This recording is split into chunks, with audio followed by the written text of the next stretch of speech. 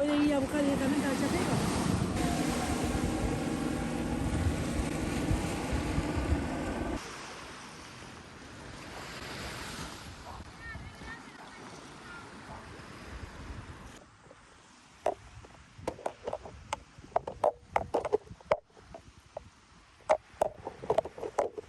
Testing out the view, 1, 2, 3. Mark on the floor, that's in the middle there, right. Bloody microphone just keeps dangling everywhere. Sort this out again.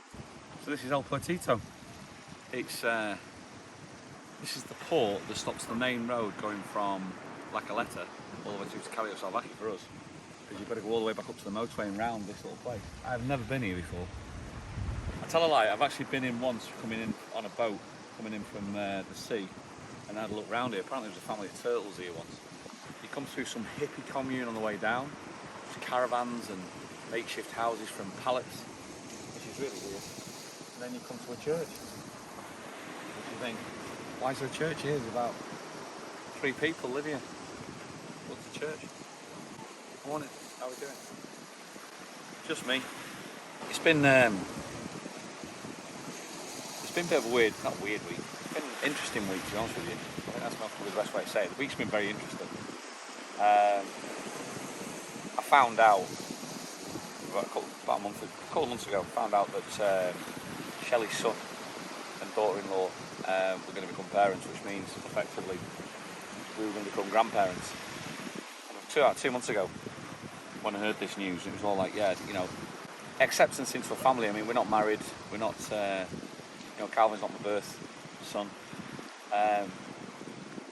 So about 2 months ago, when we were talking about it, it felt a little bit distant. It's like, yeah, okay, you know, it sounds awful, play the role, but nevertheless, that was most probably the words I'd use. I'd say I'll most probably I can play that role. It was only this week when they had another scan. They paid for a private scan to go and actually find out what whether they're going to get a boy or a girl, and we got the news of what it was going to be, and it's a girl, by the way.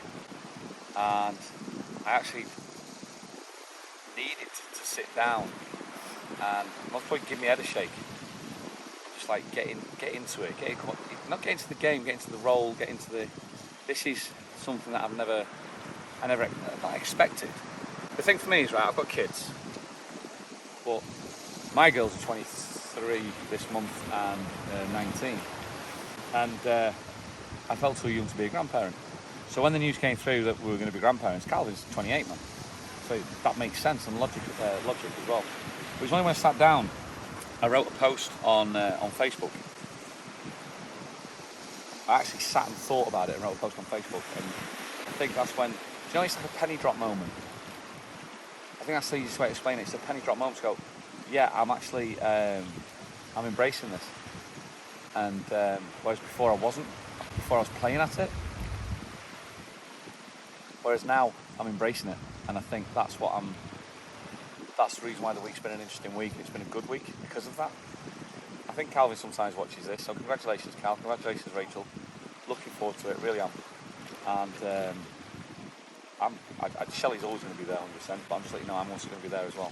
100% of the time, I'm going to be there for you guys, not just words.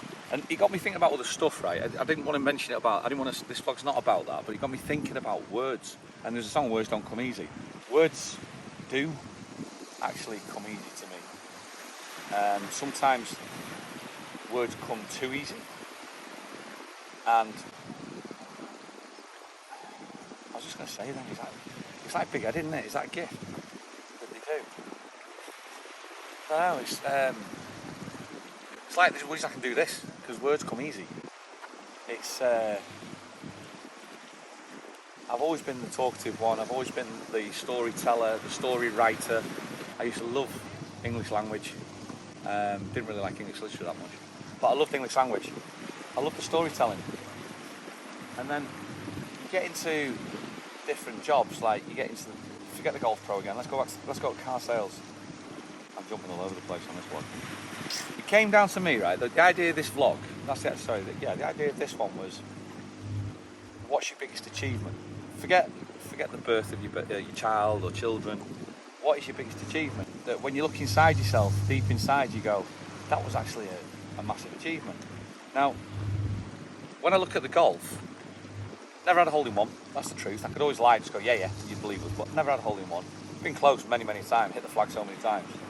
I've had twos, somebody's coming up in there, on par fours. Hola, buenas. ¿Qué tal, bien? Para YouTube. Sí, they're looking over it. ¿Hablas inglés? No, Spanish. Oh, a little bit, un poco. Poquito. Un poquito. ¿Vivamos aquí? Sí. Aquí sí. Sí, yo vivo en Cayo Salvaje. Ah, Sí, pero tengo un... Probado. Sí, siempre. Son probados. Mira, que tengo un buen día, ¿eh? igualmente. Tengo trabajo. Hasta luego. Hasta luego, chao. There you go. Sometimes you get... I just did it to practice. Anyway, going back to the point of what your biggest achievement was. I always look at golf and go, yeah, I did this, did that, and the other.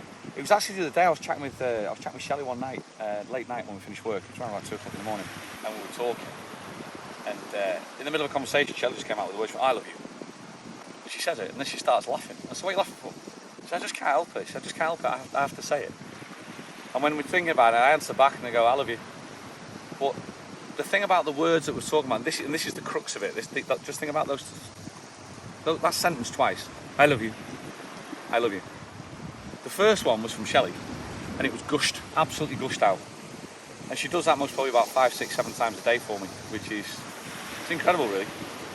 And then I answer it back, but it's not gushed out, and I'm like, why is it not being gushed out? And this is where we got talking about it. And I said, I struggle to do that. I struggle to gush it the way you gush it. And she just says, why? And I said, because I don't feel it that way, and I have to apologise that it doesn't gush out from me the way it does. And that's when you're using the same words, but not actually using the same words. This guy's coming back now, so I'm going to have to... It's a really important point, this, so I'm just going to get past this bit, and then I'll get back onto it, because there is actually a point of this vlog. Watch till the end, viewers, and you'll get it. In the meantime, while he's walking up, have you subscribed to us yet? We're at 3,050 subscribers. Thank you so much. If you want to do any more, I'd really appreciate it. Mate, I've got no idea who they were. Like, just came up and started a conversation. Okay. I was like, okay. You English? No, I'm Croatian. You're Croatian? Yeah. No worries, mate. Enjoy your day. Thank you. See you later, bud. Yeah. It's like bizarre, random. Getting better at talking while I'm still on camera. So anyway, this is it. I love you, the gushed I love you, and then my reply of I love you. And then I said to her, look, I don't do it that way. He says, what do you mean? I said, well, because the words are too easy. He says, I said, when I was selling cars, I was using words as a tool to get an end goal and to get an end means. So when people come up to me and buy a car, or when people interact with me, they go, he's a nice guy, he's a really nice guy. And hopefully I like to think I'm a nice guy. We spoke about altruism and stuff like that in a previous vlog. But the actual fact is that I use words to get to a means. And not purposely I do it. It's just now it's instilled in me and trained in me because of years of training in sales. And, you know, people who are salesmen, Raymundo, you'll know this because you watch this, I know that. But when you actually get people in companies like multi-million-pound companies like BMW, even Vauxhall, and all those, and they invest thousands into the training courses that we do. And then when you're doing the training courses, you think they're a load of rubbish, but they actually get instilled in you, and then you use these tools, tactics, and it works, and it becomes part of your DNA. And I think that was the issue that I've got, is that, you know, I use words to get, as a way of a means, to get where I need to be, as we all do, but sometimes I question myself, as like, am I using these words slyly, or am I using these, you know, are they genuinely sincere? And there's two different means, you know, 2 different points on that.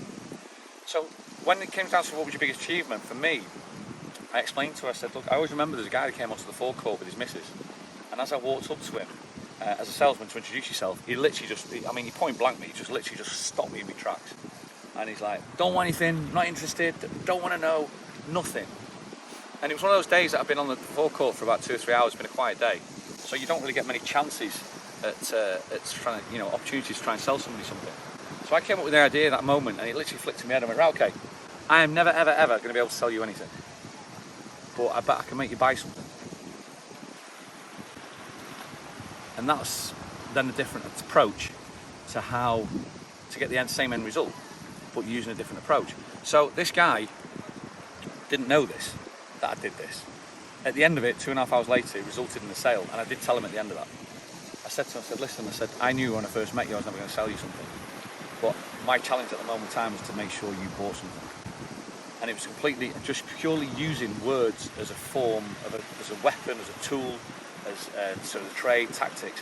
And that's when the true sense of achievement came, but also the fact of, I fully realised then that sales is a trade, like a carpenter, like a plumber, like an electrician. It's a trade that you have to learn. And you know, you can have an advantage in it by head start by being a great talker or a very open, amiable person.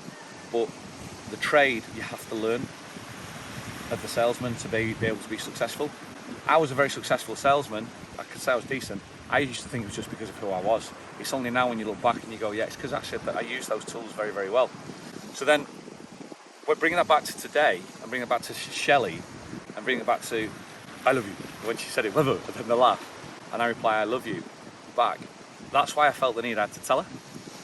And I had to say, listen, I don't do it that way. But then on the flip side of it, and this is where she most probably does win, or we win, is on the flip side of it, I'll go up a mountain and change an area of maybe 50 metres in the shape of a heart with her name in it, and do that. I will, I don't even know if it's stuff I didn't, I'll go and buy flowers, do stuff like that.